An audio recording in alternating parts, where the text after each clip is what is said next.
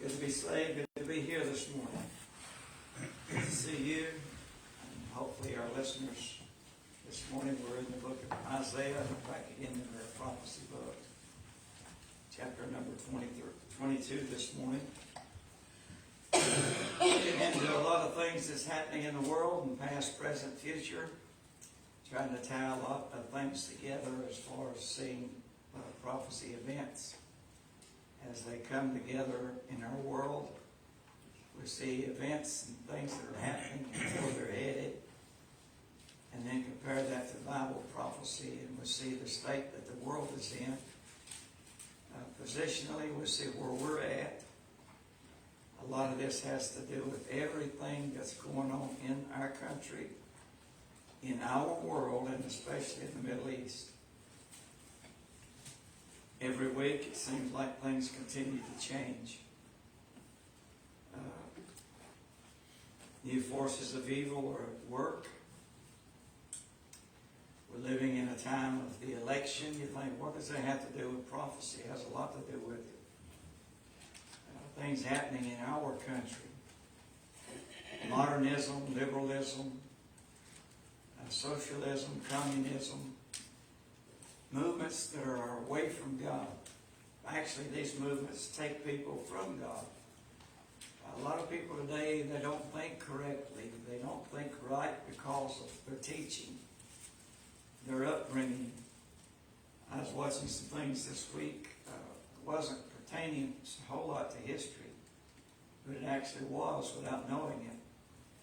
Our educational system, everything that the government takes over, it eventually ruins. Government control, and that's what happened to our schools many years ago, before my time. When they took it out of the church, they corrupted it. The system wasn't so bad in the beginning as it began our teachings to our public society, our youth. Slowly but surely, it was a process of time. Slowly but surely, it began to teach people away from God.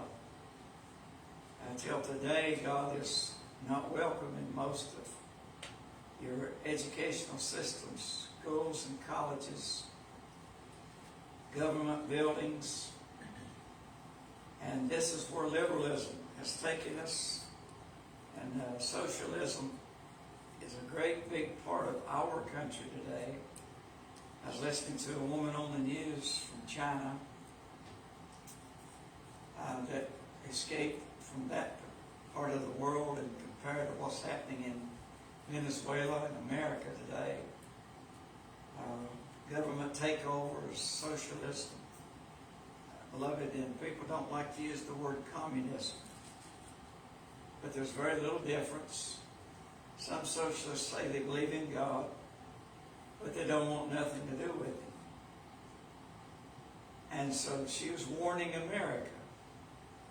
What's happening, what happened in Venezuela started in 1990. It's gotten worse. The country was one of the richest countries in the world. Today, it's in total poverty, basically. The leaders are rich, the people are poor. When you hear a politician, I'm going to say this because it does have everything to do with prophecies.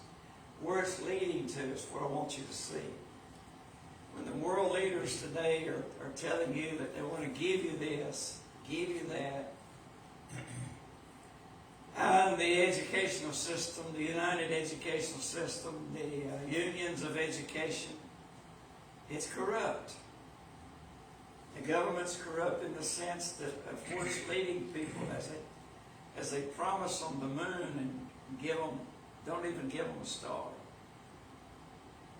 Health situation, insurance, health for all. That doesn't work.